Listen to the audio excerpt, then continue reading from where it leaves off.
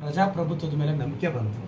ಶಾಸಕರನ್ನ ನೇರವಾಗಿ ಪ್ರಶ್ನೆ ಮಾಡೋ ತಾಕತ್ತು ಸಾಮರ್ಥ್ಯ ನಮ್ಮ ವಿದ್ಯಾರ್ಥಿಗಳಿಗೆ ಬಂದಿದೆ ಅಂದ್ರೆ ಹ್ಯಾಟ್ಸ್ ಆಫ್ ಟು ದೆಮ್. ಇದೇ ಬೇಕಾಗಿರೋದು ಪ್ರಜಾಪ್ರಭುತ್ವದಲ್ಲಿ. MLA ಅಂದ್ರೆ ಭಯ ಬೀಳೋದು ಇವೆಲ್ಲ ಮಾಡ್ಬೋದು. Hats off them. ಅದು ನಾನು ನೋಡಿದೆ. ಇಮಿಡಿಯೇಟ್ ಆಗಿ ಕಮಿಷನರ್ನ ಮಾತಾಡಿಸಿ ಇವತ್ತು ಬೆಳಗ್ಗೆ ಹೋಗಿದ್ದಾರೆ ಸರ್. ಅಲ್ಲಿ ರೂಟ್ ಸಮಸ್ಯೆ ನಾನು ಕೇಳಿದಾಗ ಏನಾಯ್ತು, 7 to 10 ನಾನು ವಿಚಾರಿಸ್ಕೊಂಡೆ.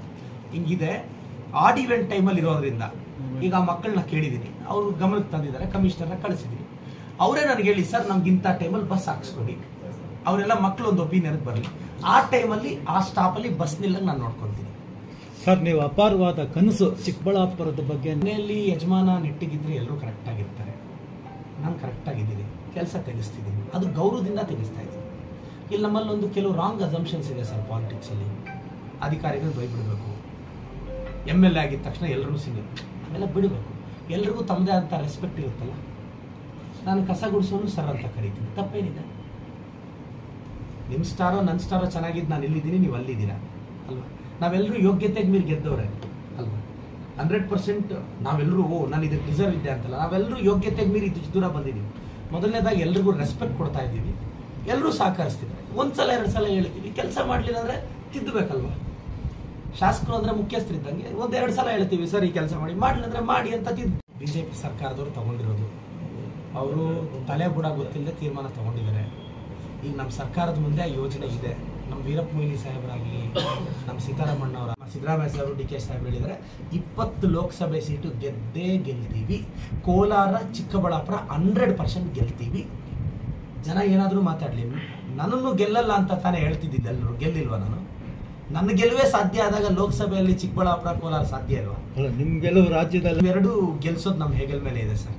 ಯಾಕೆಂದ್ರೆ ನೋಡಿ, ಮ್ಯಾಕ್ಸಿಮಮ್ MLAಗಳು ನೋಡಿ, ಇದು ಮೂಲತಃ ಕಾಂಗ್ರೆಸ್ ಬೆಲ್ಟು ಸರ್. ಮಧ್ಯದಲ್ಲಿ ಒಂದು BJP ಅವ್ರು ತೊಗೊಂಡ್ರು ಬಿಟ್ಟರೆ, ಅದು ಕೋಲಾರಲ್ಲಿ BJP ಹೆಂಗೆ ಗೆಲ್ತು? ತುಂಬ ಜನ ಸಹಕಾರ ಕೊಟ್ಟಿದ್ದಕ್ಕೆ ಗೆದ್ರು ಅಲ್ವಾ ಸರ್? ನಿಲ್ತಾರೆ ನೋಡಿ, ನಾನು ಈಗಲೇ ಹೇಳ್ತಾ ಇದ್ದೀನಿ, ಇಬ್ರು ಒಂದೊಂದು ಕ್ಷೇತ್ರದಲ್ಲಿ ನಿಲ್ತಾರೆ. ಬಟ್ ನಾನು ಯಾವ ಕ್ಷೇತ್ರ ಅಂತ ಇದುವರೆಗೂ ಬಹಿರಂಗ ಪಡಿಸಿಲ್ಲ. ರಕ್ಷಾರಾಮೆ ಅವರು ನಿಲ್ಲೋದು ಖಚಿತ, ವೀರಪ್ಪ ಮೊಯ್ಲಿ ಸಾಹೇಬರು ನಿಲ್ಲೋದು ಖಚಿತ, ಇಬ್ರು ಗೆಲ್ಲೋದು ಖಚಿತ. ಇಬ್ರು ಗೆಲುವಿಗೆ ನಾನು ಶ್ರದ್ಧೆ. ಯಾಕೆಂದ್ರೆ ನಾನು ವೀರಪ್ಪ ಮೊಯ್ಲಿ ಸಾಹೇಬರು, ರಕ್ಷಾ ಅಣ್ಣ ಇಬ್ರು ದುಡ್ದಿದ್ದಾರೆ, ಇಬ್ರು ಕಂಟೆಸ್ಟ್ ಮಾಡ್ತಾರೆ. ಇವೆಲ್ಲ ನೀವು ಈಗಲೇ ಹೇಳಿ ಅಂದರೆ ನಾನು ಹೇಳಾರೆ ಮಾಡೋದಂತೂ ಸತ್ಯ. ಈಗ ನಮಗೆ ಮುಂದೆ ಬಡ್ಜೆಟ್ ಇದೆ ಸರ್, ನಿಮ್ಗೆ ಅದು ಹೇಳ್ಬಿಡ್ತೀನಿ.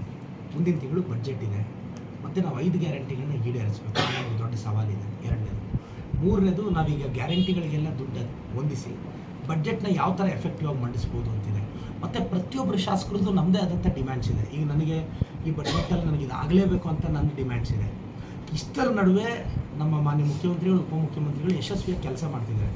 ಸೊ ಈ ಬಡ್ಜೆಟ್ ಎಲ್ಲ ಮುಗಿದ ಮೇಲೆ ನನ್ನ ಅಭಿಪ್ರಾಯ ಅದ್ರ ಮುಂದಿನ ತಿಂಗಳು ಎಲ್ಲ ತನಿಖೆಗಳಿಗೂ ಆದೇಶ ಮಾಡ್ಬೋದು ಸರ್. ಈ ಚಿಕ್ಕಬಳ್ಳಾಪುರ ನಾನು ಖಂಡಿತವಾಗೂ ಹೇಳ್ತೀನಿ, ನನಗೆಲ್ಲ ಗೊತ್ತಿದೆ ಅಂತ ನಾನು ಒಪ್ಕೊಳ್ಳೋಕೆ ರೆಡಿ ಇಲ್ಲ. ಈಗ ನೀವು ಒಂದು ಸಮಸ್ಯೆ ಹೇಳಿದಾಗ ಕನ್ಸರ್ನ್ ಅಥಾರಿಟಿ ಯಾರನ್ನು ಮಾತಾಡಿದ್ರೆ ಕೆಲಸ ಆಗುತ್ತೆ, ಇದು ನಾನು ಅರ್ಥ ಮಾಡ್ಕೋಬೇಕು. ಇನ್ನು ನನಗೆ ಎಷ್ಟೋ ಯೋಜನೆಗಳು ನನಗಿನ್ನೂ ಅರ್ಥನೇ ಆಗಿಲ್ಲ. ಮತ್ತೇನು MLA ಕ್ಯಾಂಡಿಡೇಟ್ ಆಗಿದ ತಕ್ಷಣ ನಿಮಗೂ ಗೊತ್ತಿಲ್ಲದೆ ಇರೋದು ಎಷ್ಟೇ ಇರುತ್ತೆ. ನಾನೀಗ ಅಧ್ಯಯನ ಮಾಡ್ತಿದ್ದೀನಿ, ಕನ್ಸರ್ನ್ ಡಿಪಾರ್ಟ್ಮೆಂಟ್ಸು ನೀವು ಒಂದು ಕೆಲಸ ಹೇಳಿದಾಗ ಮಾಡ್ಕೊಡೋದು ಅಧ್ಯಯನ ಮಾಡ್ಕೊತೀನಿ. ಸ್ಲೋಲಿ ಇದೊಂದು 15 ಈಗಲೂ ಅಪ್ಡೇಟ್ ಮಾಡ್ತೀವಿ. ಮತ್ತೆ ನೋಡಬೇಕು. ನನ್ನ ಆಸೆ ಅದು. ಇದೇ 5 ವರ್ಷದಿಂದ ಪ್ರದೀಪ್ ಈಶ್ವರ್ ಕ್ವಶನ್ ಕೇಳಿದಾಗ ನೀನು ಕೇಳ್ತಿರೋದು ಕರೆಕ್ಟಾಗಿದೆ ಅಂತ ಚಿಕ್ಕಬಳ್ಳಾಪುರ ಎಲ್ಲ ಅಂದರು. ಆದರೆ ನನ್ನ ಸಪೋರ್ಟ್ಗೆ ಯಾರೂ ಬರಲಿಲ್ವೇ? ನಾನು ಹೇಳ್ತಾ ಇದ್ದೀನಿ, ಪ್ರಶ್ನೆ ಮಾಡೋ ಸಮಾಜ ಹುಟ್ಟಬೇಕು.